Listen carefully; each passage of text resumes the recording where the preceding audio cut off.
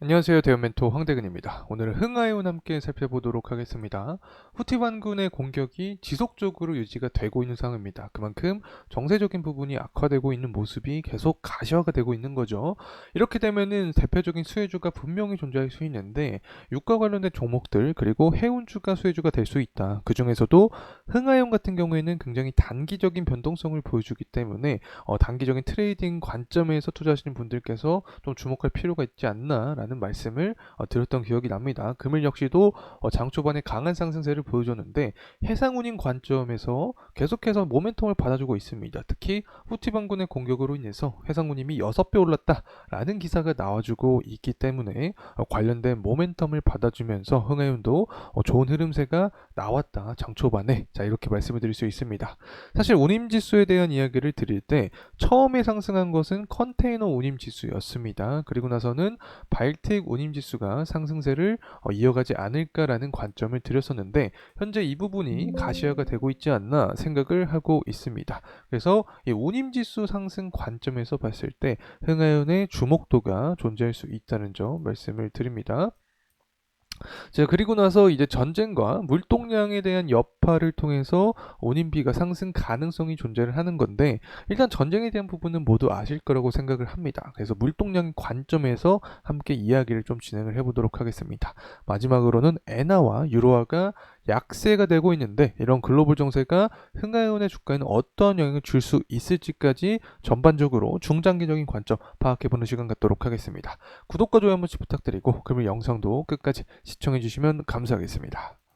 우선은 금일의 주가 관점에 대해서 먼저 좀 파악을 해보도록 하겠습니다. 장 초반에 한 12%가량 상승하는 모습을 보여주었지만 그 이후에 매도 물량이 좀 나와주었다라고 말씀을 드릴 수 있겠습니다. 사실 지금 블록딜 관련된 이슈가 존재를 하고 나서 가격 안정화를 만들어주고 있는 단계이기 때문에 이렇게 매도 물량이 출현하는 것은 어느 정도 당연한 부분이지 않나 생각을 하고 있습니다. 어쨌든 다시 한번 발틱 운임지수가 상승하는 모습을 보여주고 있고 정세가 악화됨에 따라서 흥하이온도 관련된 탄력을 받을 어떤 준비를 마련하고 있지 않나 생각을 하고 있습니다. 이 수급적인 동향을 보게 되면 사실 오늘 장 초반에 상승세가 나와주고 나서 매도 물량이 나왔는데 이 부분은 외국인과 기관, 투신의 매도세가 이러한 주가의 하방 압력을 작용을 하지 않았나 생각을 하고 있습니다. 그렇다면 도대체 흥하이온 같은 경우 언제 다시 한번 강한 상승에 대한 모멘텀을 받을 수 있을지 금일 영상을 통해서 파악을 해보도록 하겠습니다.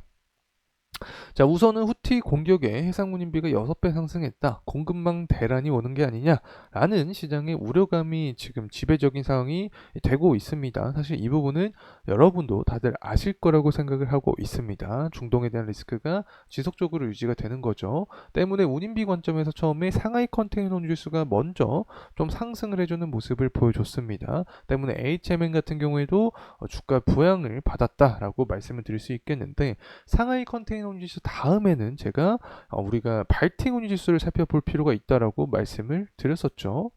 실제로 이스라엘 헤즈볼라 전면전 가능성도 유지가 되고 있는 상황에서 정세적인 부분은 일단 오케이다. 자 이렇게 말씀을 드렸었고 현재 중국 경기 회복세가 눈에 들어오게 되면 발트의 군인 지수가 상승할 가능성이 높다라고 말씀을 드렸습니다. 이러한 상승에 대한 원인은 철광석 가격 그리고 석탄 가격에서 찾아볼 수 있다. 다시 말하면 원자재 가격을 보면서 우리가 발팅 운유지수 상승세를 파악을 해볼 수 있다라고 말씀을 드렸었죠. 실제로 발틱 운임지수 같은 경우에는 현재 한 1997포인트까지 상승한 모습을 보여주고 있습니다. 그래서 다시 한번 5월달 형성을 했던 2200포인트까지 근접하는 모습을 보여주게 된다라고 하면 발틱 운임지수 상승의 대표적인 수혜주가 흥하이온이 되면서 관련된 상승 모멘텀을 받을 수 있지 않을까 생각을 하고 있습니다. 실제로 철광석 가격 같은 경우에도 6월달 5월 말부터 6월 초에 급락에 대한 모습을 보여주고 있긴 하지만 다시 한번 가격 안정화 구간을 만든 이후에 상승 탄력을 받을 가능성이 존재를 한다. 자, 이러한 부분은 결국에 중국의 제조업 지표가 잘 나오는 모습을 보여줘야 된다. 이렇게 말씀을 드릴 수 있겠습니다. 최근 들어서 중국 같은 경우에는 무역 수지 그리고 소매 판매가 모두 긍정적인 모습을 보여줬었죠. 때문에 이 부분에 의한 영향으로 중국의 제조업 지표도 잘 나올 확률이 존재하지 않을까 생각을 하고 있습니다. 만약에 중국의 제조업 지표가 잘 나와주게 되면 여러 가지 측면이 존재를 하겠지만 결국에 철강석 가격이라든가 석탄 가격이 상승할 수 있겠죠. 왜냐하면 원자재에 대한 수요가 증가를 하니까 자, 이 부분이 상승하게 되면 물동량이 증가를 해주면서 자연스럽게 해상운임 상승까지 유발을 할 수 있게 된다는 점 말씀을 드립니다. 자, 그리고 나서 이제 환율적인 측면도 살펴보려고 하는데 현재 강달러에 대한 기조가 유지가 되고 있습니다. 환율도 현재 구간으로 봤을 때 한 1386원 정도를 형성을 해주고 있는데 만약에 환율이 1400원 구간을 돌파를 해주면서 더욱 상승하는 모습을 보여주게 되면 시장의 리스크가 굉장히 커질 확률이 존재를 합니다.